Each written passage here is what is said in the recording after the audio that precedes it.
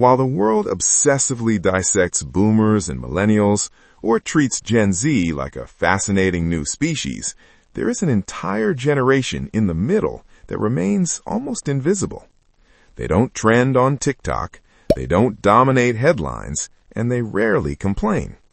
If you were born between 1965 and 1980, you belong to this forgotten group, Generation X, and you are likely the person quietly holding the world together while expecting absolutely nothing in return. You are the manager who keeps things running, the parent who absorbs chaos, the friend who shows up without fanfare, and the worker who solves problems without needing applause. And here's the paradox. You are not bitter. You are not angry. You are not cynical. You've simply built an emotional armor because you grew up in a world where the rules changed right in front of you, again and again, with no warning and no guidance. You learned early that stability was temporary, that safety was conditional, and that survival depended on you. So today, let's talk about why your brain works the way it does, and why your mindset is secretly one of the most psychologically sophisticated ever created. Generation X was the first generation of latchkey kids on a massive scale. By 1984, roughly 7 million children were regularly unsupervised after school. Many came home to empty houses, let themselves in at age 8 or 9, and spent hours alone before a parent returned from work. No texts, no location sharing, no FaceTime check-ins, no way for anyone to know if you were safe. Psychologically, this created what researchers call a high-contingency environment. That means your childhood didn't come with emotional bumpers or safety nets. In this environment, your actions and outcomes were directly linked immediately. If you messed up, there was no adult rushing in to fix it. If something broke, you had to figure it out. If you were scared, you had to calm yourself.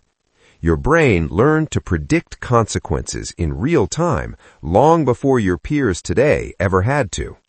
This is why, even now, you tend to think 3 steps ahead in ways that confuse younger generations. You don't panic, you anticipate.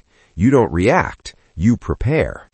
Before Google existed, if your bike chain slipped, you turned it upside down, got grease on your hands, and figured it out.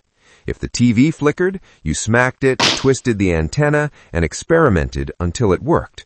If a problem appeared, your first instinct wasn't to ask for help, it was to solve it. This is where your legendary mechanical intuition came from. You didn't grow up with tutorials, you grew up with trial and error, and that shapes a brain differently. Gen X didn't just develop toughness, you perfected irony as an emotional shield. You grew up in the shadow of the Cold War, where teachers made you practice duck and cover drills under flimsy wooden desks as if plywood could stop a nuclear bomb. Adults told you everything was fine while simultaneously preparing you for the end of the world. That contradiction trained your mind to hold 2 truths at once. We are safe. We could die tomorrow. So instead of breaking under that tension, you turned it into humor. Dark humor, sarcasm, emotional distance. You learned to laugh at danger, mock authority, and distrust performative positivity. This is why Gen X rarely buys into hype, propaganda, or moral panic. Your generation learned very early that appearances lie. If someone says everything is great, you instinctively think, sure, what's really going on? That skepticism is not negativity. It's psychological survival.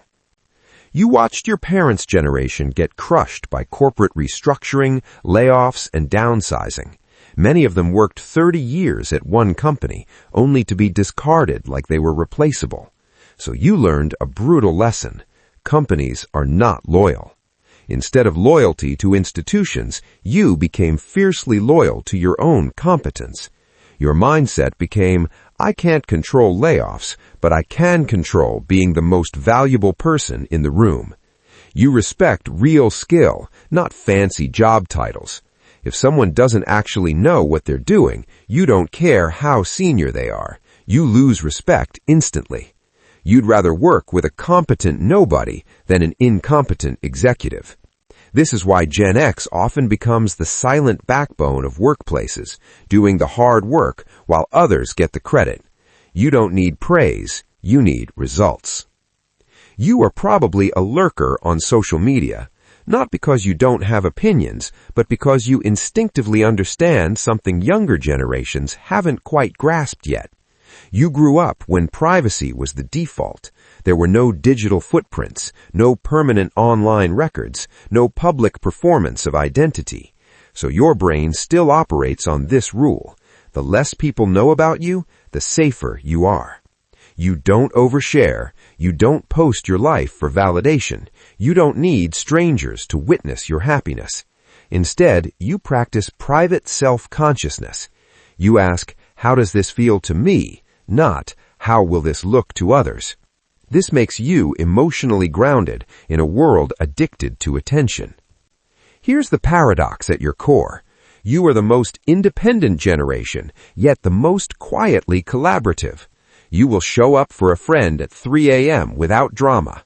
You will help a neighbor move houses. You will solve crises without announcing it on social media. But you will almost never ask for help yourself. Psychological research shows Gen X reports some of the lowest levels of seeking social support during stress. For you, asking for help feels like failure. Your brain learned early, if I don't handle it, no one will. So you carry burdens alone, which can slowly turn into anxiety, burnout, or emotional isolation. You are strong, but even strong people need support. You are the bridge generation. You remember life before the internet, but you also mastered the digital world. You know what silence feels like. You know what boredom feels like. You know what it means to sit alone with your thoughts without distraction. You are the last generation that truly understands what it means to be alone with yourself, not entertained, not distracted, not stimulated. And that built depth. You didn't become resilient because life was kind. You became resilient because life forced you to be. You are the lighthouse in the storm, not because you were protected from the waves, but because you learned how to survive them. If this deep dive into your survival masterpiece of a brain hit home for you, please subscribe. We are building a community of people who prefer depth over noise, thinkers, reflectors, and emotionally intelligent minds. Your generation deserves recognition, your mindset deserves respect, and your story deserves to be told.